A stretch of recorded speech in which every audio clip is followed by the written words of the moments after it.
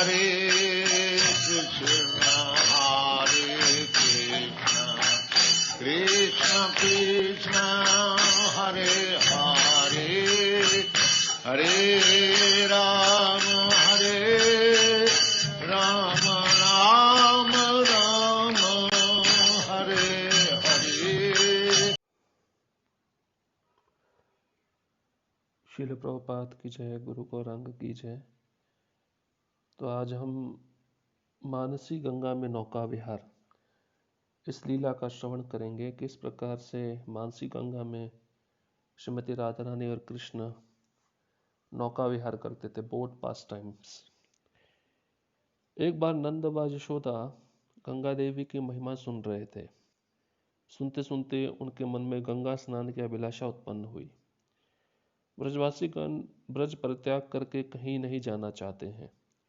कृष्ण उन्हें गंगा स्नान के लिए ले जाना चाहते थे, किंतु वे भी ब्रज भूमि नहीं छोड़ना चाहते थे। लोग अपनी इच्छा व्यक्त करते हुए बोले, माता गंगा यदि यहाँ आ जाती तो बहुत अच्छा होता, हमें ब्रज नहीं छोड़ना पड़ता। अपने भक्तों की इच्छा पूरा करने के लिए कृष्ण कुछ क्षण ध्यानाविष्ट हो गए एवं अपने मन से एक कुंड प्रकट किए जो मानसी गंगा के नाम से विख्यात हुआ।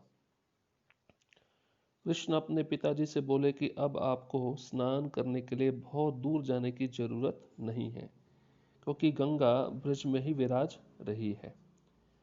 तो यहाँ पे देख सकते हैं, एक बार नंद और यशोदा गंगा देवी की महिमा श्रवण कर रहे थे।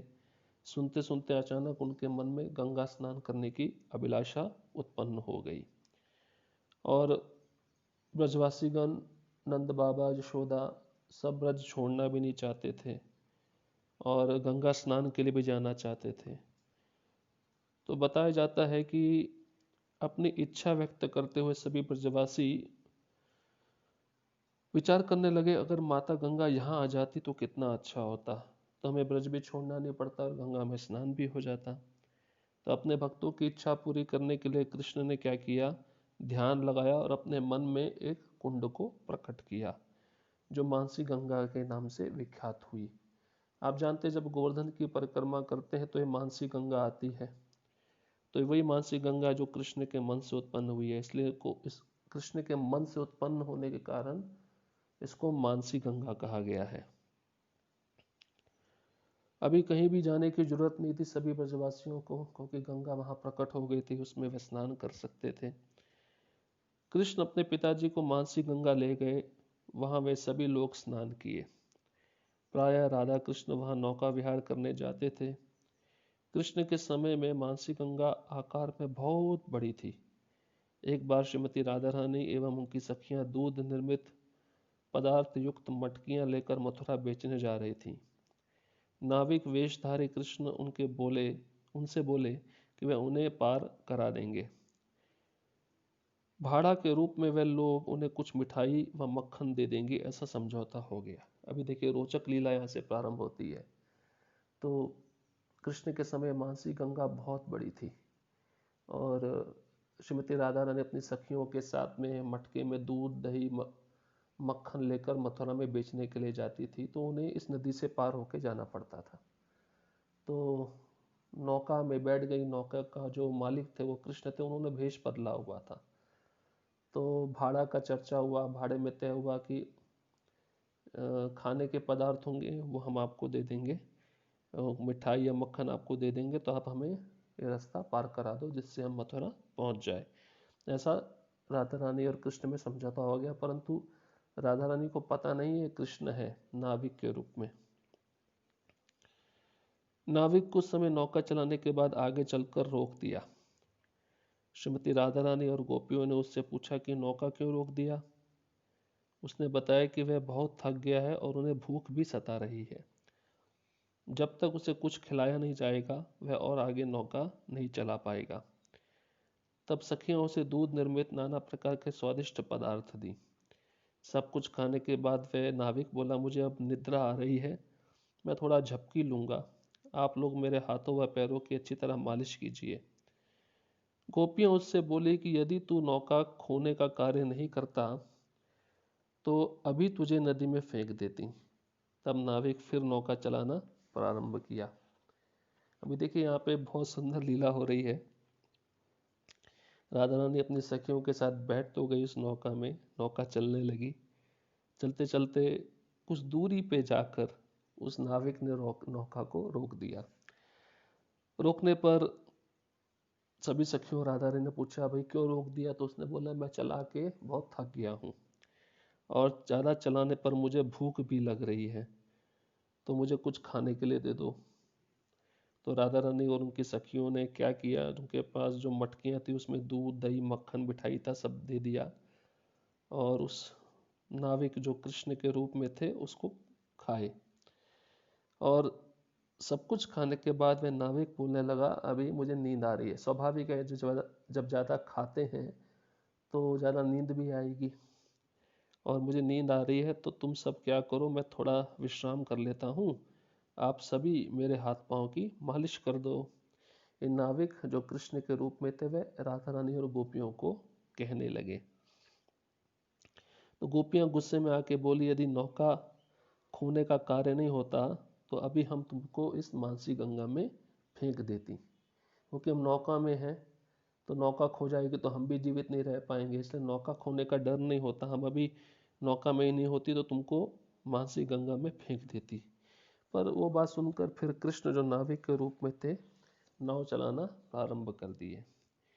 किंतु किंतु कुछ देर के बाद वे फिर नौका चलाना बंद कर दिया।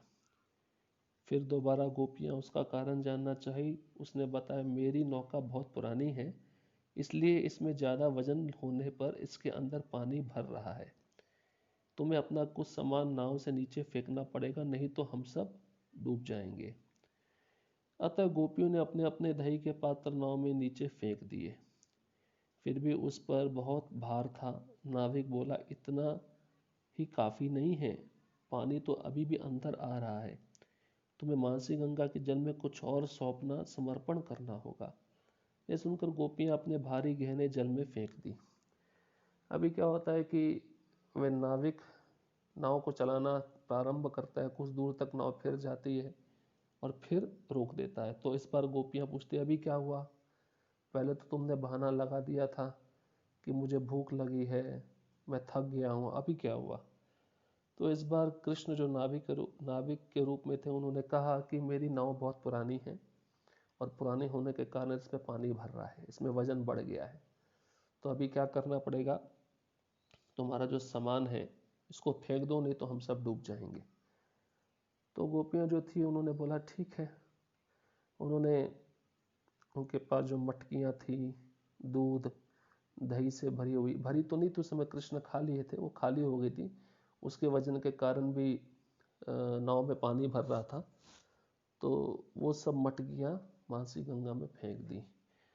तो कृष्ण बोले, अभी भी वजन कम नहीं हुआ है, इतना काफ़ी नहीं है, पानी अभी भी अंदर आ रहा है, तो अभी क्या करना है? तो अभी तुम्हें और समर्पण करना होगा। कृष्ण बोल रहे हैं गोपियों को कि तुम्हारे शरीर पर जो गहने हैं उनको भी फेंक दो। तो देखिए गोपियाँ कितनी विनम्र थीं, कितनी आज्ञाकारी थीं। अगर आजकल की कोई स्त्री होती कलयुग की, उसको बोले तुम अपना गहना दे दो, तो बिल्कुल भी गहना नहीं देगी, अपना पति को छोड़ देगी, घर छोड़ देगी, पर गहना नहीं देगी किसी को। पर गोपियाँ देखिए उनके शरीर पे इतने, और वो गहने भी साधारण गहने नहीं थे गोपियों के शरीर पर, वो इस संसार के गहने नहीं थे, भगवान की वो अंतरंगा शक्तियाँ हैं। तो उनके पास जो भी वस्त्र हैं, जो भी गहने हैं, जो भी साज सामान, वो सब दिव्य है, वो इस संसार की तुलना में हम कभी समझ नहीं सकते। तो गोपियाँ उनके शरीर पर जो गहने थे उनको भी फेंकने लगी धीरे धीरे। अभी आगे क्या हुआ सुनिए। इसके बाद अकस्मात तूफान आ गया, बहुत तेज वेग से हवा बहने लगी, उत्ताल तरंगों में नौका अस्त व्यस्त डावाडोल हो गई। नाविक भी नाव को जोर से हिलाने लगा। राधा रानी अत्यंत भयभीत हो गई एवं संत्रस्त होकर अपने दोनों भुजाओं से नाविक के गले को जकड़कर पकड़ ली, अर्थात संपूर्ण रूप से आलिंगन कर ली। उस समय उन्हें अनुभव हुआ कि नाविक कोई दूसरा नहीं कृष्ण है। राधा रानी तब उसके वस्त्रों के अंदर से छिपाए हुए बांसुरी को खींच ली। तब सब गोपियां समझ गई कि ये नाविक है स्वयं चतुर कृष्ण। ये जो लीला है गोपाल चंपू में ग्रंथ में जो जीव गोस्वामी लिखे उसमें से दी गई है। देखिए आगे क्या होता है कि कुछ समय के बाद जोर से तूफान आने लगता है और नाव हवा के कारण से हिलने डुलने लगती है, अस्त व्यस्त हो जाती है। और बताया जाता है कि इस तेज तूफान से जो राधा रानी होती है बहुत भयभीत हो जाती है, बहुत डर जाती है। उसको भय हो जाता है कि अभी हम सब खत्म हो जाएंगे, अभी हम डूब जाएंगे, हमको तैरना आता नहीं है, हमारा देह छूट जाएगा मानसी गंगा में। तो इस डर के कारण राधा रानी ने अपनी दोनों बाहें कृष्ण के गले में डाल दी। उनको पता नहीं कृष्ण है, तब तक पता नहीं था, पर जैसी दोनों बाहें डर के कारण राधा रानी ने कृष्ण के गले में डाली, उनको जोर से पकड़ लिया। तब उनको एहसास हुआ स्पर्श करने पर ये तो कृष्ण है, नाविक नहीं है। तो चुपके से राधा रानी ने क्या किया, उनके जो कमर में वंशी थी उसको निकाल लिया।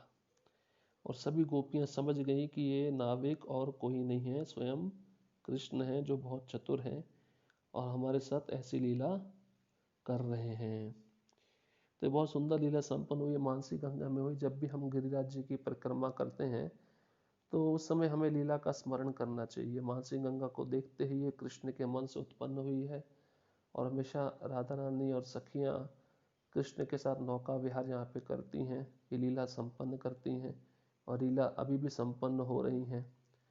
तो बहुत सुंदर लीला थी। इन लीलाओं को बार बार सुनकर हमें गोलोक वृंदावन के भाव में रहना चाहिए। इस प्रकार से राधा रानी कृष्ण को प्रसन्न करती हैं और कृष्ण राधा रानी को प्रसन्न करते हैं। श्रील प्रभुपाद की जय, गुरु गौरांग की जय।